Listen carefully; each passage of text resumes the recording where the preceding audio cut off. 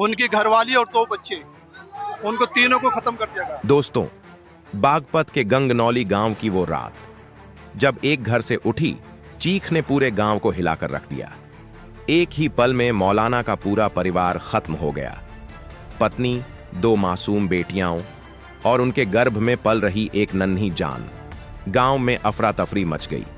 Police पहुंची, कैमरे खंगाले गए, बच्चे पकड़े गए, लेकिन जितना सच सामने आया उससे कहीं ज्यादा कुछ ऐसा था जो अब भी छिपा हुआ था। लोग कहने लगे, ये काम सिर्फ 2 बच्चों का नहीं हो सकता, इसके पीछे कोई बड़ा दिमाग है। अब हर जुबान पर बस एक ही सवाल है, आखिर वो तीसरा शख्स कौन है? वो कौन था जिसने इस पूरे गांव को डर, शक और साजिश की छाया में डाल दिया? और अब जब सीबीआई इस केस में उतरने वाली है तो शायद वो सच सामने आए जो अब तक पर्दे के पीछे छिपा बैठा था। तो दोस्तों, यह है मौलाना मिस्त्री केस, एक ऐसी कहानी जो सिर्फ एक हादसा नहीं बल्कि इंसाफ, इंसानियत और छिपे हुए सच की लड़ाई है। अगर आप भी चाहते हैं कि उस परिवार को इंसाफ मिले तो इस वीडियो को लाइक करें, चैनल को सब्सक्राइब करें और जुड़िए हमारे साथ, क्योंकि अब सच्चाई सामने आकर रहेगी। हाँ जी, मौलाना के पूरे परिवार की अचानक हुई दर्दनाक मौत ने हर किसी को हैरान कर दिया। मौलाना की पत्नी और उनकी 2 मासूम बेटियां, ये तीनों कुछ ही पलों में अपनी जिंदगियां खो बैठीं। घर के अंदर हर चीज बिखरी पड़ी थी, हर दीवार पर सन्नाटा छाया हुआ था और लोगों की आंखों में डर, दिलों में सवाल थे, आखिर ऐसा किसने किया? जब पुलिस मौके पर पहुंची और जांच शुरू हुई तो जो सच मिला उसने सबके होश उड़ा दिए। यह सामने आया कि यह घटना किसी बाहरी हमलावर का नहीं थी, इसके पीछे 2 नाबालिग बच्चे थे। हाँ, वे बच्चे जिनकी उम्र 18 साल से भी कम थी। पूरा गांव यह सोचकर सन्न रह गया कि बच्चे ऐसा कैसे कर सकते हैं। गांव में अफरा तफरी फैल गई, लोग गुस्से में थे, कई जगह विरोध हुआ, भीड़ बढ़ी और हालात इतने बिगड़े कि पुलिस के लिए खुद को संभालना मुश्किल हो गया। पर इन सब के बीच पुलिस की निगाह सीधे मौलाना इब्राहिम पर गई, क्योंकि घटना के वक्त वह घर पर मौजूद नहीं थे। पुलिस को लगा शायद उन्हीं ने यह सब रचा हो। उन्हें हिरासत में लिया गया और सवालों की झड़ी लगाई गई। मौलाना बार बार कहते रहे, मैं निर्दोष हूं, मैंने घर के सारे सीसीटीवी कैमरे चालू रखे थे, आप फुटेज देखिए, सच खुद सामने आ जाएगा। पुलिस ने कैमरे चेक किए तो हैरानी की बात यह मिली कि जिस कमरे में घटना हुई थी उस कमरे का कैमरा बंद था, जबकि गलियारे का कैमरा चालू था और वही एकमात्र गवाह बनकर सामने आया। उसी फुटेज में एक लड़का दिखा, कम उम्र, कपड़ों पर कुछ निशान और चेहरे पर घबराहट, जिसे पुलिस ने तुरंत पकड़ लिया और पूछताछ शुरू कर दी। थोड़ी देर में जो सच सामने आया उसने पूरे केस का रुख पलट दिया। लड़के ने कहा, हाँ, मैंने और मेरे दोस्त ने यह सब किया। उसकी आवाज कांप रही थी, मगर इस बात ने पुलिस को चौंका दिया। पुलिस ने पूछा कि ऐसा क्यों किया, तो उसने बताया कि मौलाना उन्हें पढ़ाई में डांटते थे और गलती होने पर सख्ती करते थे। उनकी पत्नी भी सख्त स्वभाव की थी, इसलिए हमने ठान लिया था कि अब उन्हें सबक सिखाना है। यह सुनकर पुलिस हैरान रह गई। इतनी मामूली बात के लिए इतना बड़ा कदम? उसने आगे बताया कि हमें पता था मौलाना अपने परिवार से बहुत प्यार करते हैं। अगर उन्हें तकलीफ देनी है तो उनके परिवार को चोट पहुंचाना ही सबसे बड़ा असर होगा। पूरे गांव में हर कोई सदमे में था। सिर्फ एक गुस्से भरी और बचकानी सोच ने 3 जिंदगियां छीन ली। वैसे दोस्तों, इस केस की हर अपडेट के लिए हमारे चैनल को सब्सक्राइब जरूर कर लें।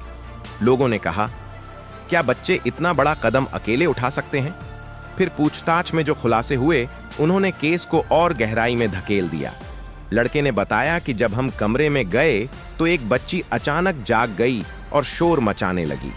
हम डर गए और सोचने लगे कि अगर दूसरी बाहर जाकर सब बता देगी तो हमारा भी बचना मुश्किल होगा, इसलिए हमने सब खत्म कर दिया। पुलिस और गांव वाले यह सुनकर सन्न रह गए। इतनी मासूम बच्चियां जिनका किसी से कोई झगड़ा ही नहीं था, वे भी इस घटना की शिकार बन गईं। इसके बाद दोनों बच्चे ऐसे बर्ताव करने लगे जैसे कि कुछ हुआ ही ना हो। वे मोहल्ले में बाहर जाकर दूसरे बच्चों के साथ खेलने लगे और जब गांव की भीड़ मौलाना के घर के बाहर इकट्ठी हुई तो वहीं दोनों बच्चे सबसे आगे जाकर रोने लगे ताकि किसी का शक उन्हीं पर न जाए। ये बात फैलने पर गांव वालों ने कहना शुरू किया कि यह कोई साधारण मामला नहीं है, इसमें किसी बड़े दिमाग का हाथ है। पुलिस की जांच जारी रही, लेकिन शुरुआत में मिली एक तहरीर ने सब कुछ बदल कर रख दिया। किसी ने पुलिस को लिखित शिकायत दी थी जिसमें साफ लिखा था कि मौलाना ने ही अपने परिवार को नुकसान पहुंचाया है। पुलिस ने उसी तहरीर के आधार पर उन्हें हिरासत में लिया, पर मौलाना बार बार कहते रहे कि मैं देवबंद में था, मैं सीसीटीवी के। वे बताते रहे, मुझे पहले से अंदेशा था कि किसी को मेरे परिवार को नुकसान पहुंचाने का ख्याल हो सकता है। उन्होंने यह भी कहा कि अगर उन्हें थोड़ी सी भी शंका होती कि ऐसा कुछ होने वाला है तो वह देवबंद कभी नहीं जाते। अब सवाल उठने लगा कि वह तहरीर किसने दी थी जिसने मौलाना पर सीधा आरोप लगाया। वह कौन था और क्या वह किसी साजिश का हिस्सा था?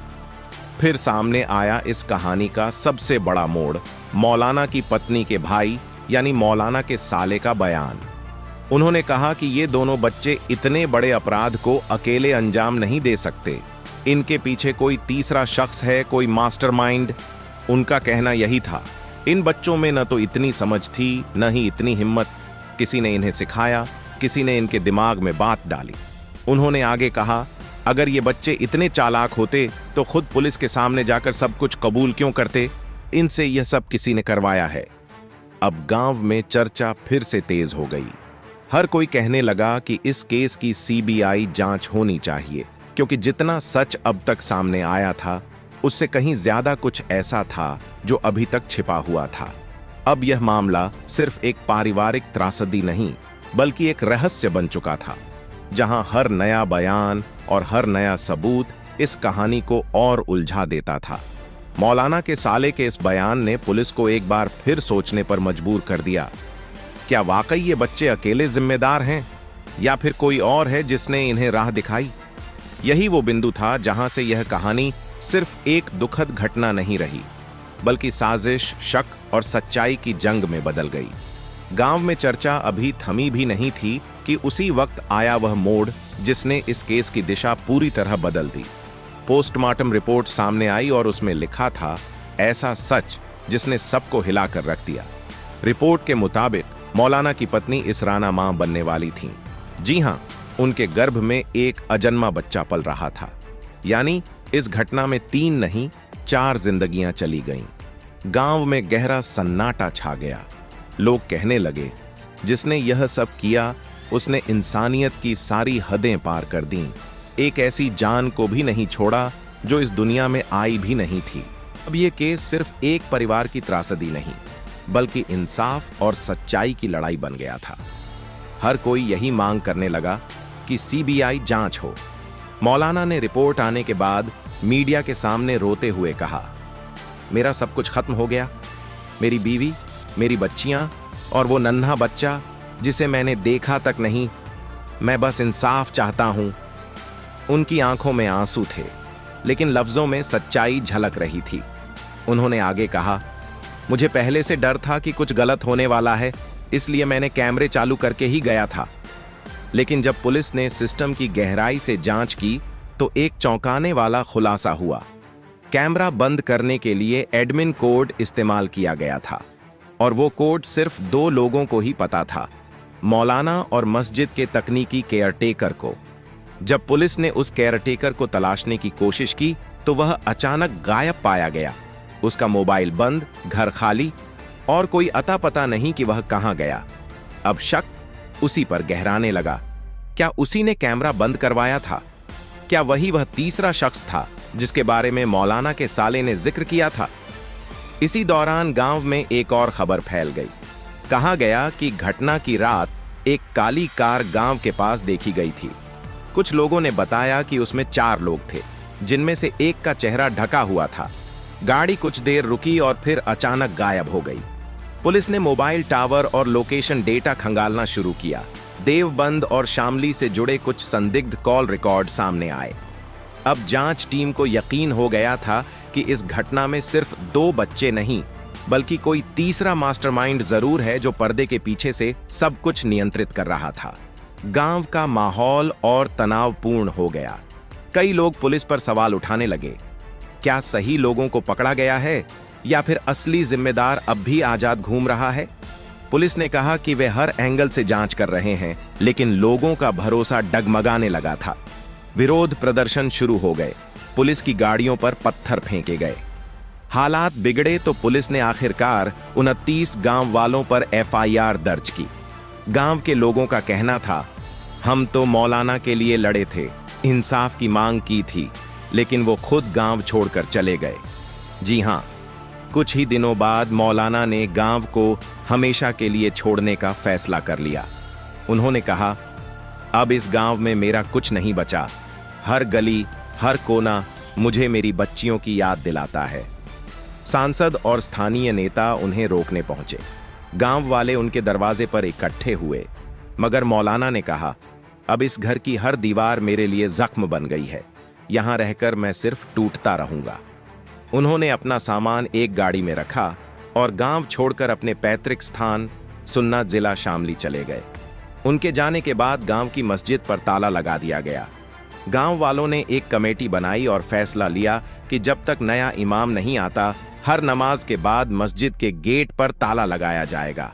गांव के एक बुजुर्ग ने कहा, अब मस्जिद में सन्नाटा है, बस दीवारों पर लटका मौलाना का नाम और उनकी तस्वीर याद दिलाती है कि यहाँ कभी एक परिवार बसता था।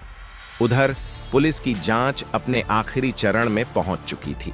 दोनों नाबालिगों से दोबारा पूछताछ हुई और इस बार उनमें से एक ने बयान बदल दिया। हमसे गलती से कबूल करवाया गया था, हमें किसी ने उकसाया था। पुलिस हैरान रह गई, क्योंकि अब मामला फिर उलझ गया था। अगर बच्चों को किसी ने बहकाया था तो वह कौन था, और अगर यह झूठ था तो फिर उन्होंने बयान क्यों पलटा? अब गांव और सोशल मीडिया पर सिर्फ एक ही चर्चा थी, तीसरा शख्स आखिर कौन है? इसी बीच मौलाना की पत्नी के भाई एक बार फिर मीडिया के सामने आए और बोले, हम तब तक चैन से नहीं बैठेंगे जब तक इस केस की CBI जांच नहीं होती। यह मामला सिर्फ हमारे परिवार का नहीं, इंसाफ और इंसानियत का है। उनकी बात ने पूरे गांव में हलचल मचा दी। लोगों ने थाने के बाहर धरना शुरू कर दिया और CBI जांच की मांग तेज हो गई। आखिरकार बागपत पुलिस ने राज्य सरकार को औपचारिक रिपोर्ट भेजी, जिसमें CBI जांच की सिफारिश की गई। सरकार ने भी संकेत दिए कि जरूरत पड़ी तो केस CBI को सौंपा जाएगा। अब पूरा देश इस केस पर नजर रख रहा है। सोशल मीडिया पर एक ही लाइन ट्रेंड कर रही है, 3 नहीं 4 जिंदगियां गईं, सच्चाई सामने आनी चाहिए। अब मौलाना अपने पैतृक गांव में रहते हैं। वो पहले जैसे नहीं रहे। पहले मस्जिद में अजान देते थे, अब खामोशी में दुआ करते हैं। पहले बच्चों को पढ़ाते थे, अब खुद खामोश बैठे रहते हैं। गांव वाले कहते हैं, वो अब किसी से बात नहीं करते, बस आंखों में नमी लिए बैठे रहते हैं। शायद उन्हें डर है कि जो उनके परिवार के साथ हुआ वह कभी फिर न दोहराया जाए। अब सबकी निगाहें CBI जांच पर हैं, क्योंकि जब यह जांच शुरू होगी तो वो चेहरा जरूर सामने आएगा जो अब तक सालों से पर्दे में छिपा बैठा है। 2 किशोरों की जिंदगियां सवालों में फंसी हैं और एक पिता अब भी अपने टूटे हुए दिल के साथ इंसाफ की उम्मीद में जी रहा है। गंगनौली की मस्जिद पर आज भी ताला लटका है और हर अजान के बाद बस एक ही आवाज गूंजती है, उस परिवार को इंसाफ मिल जाए।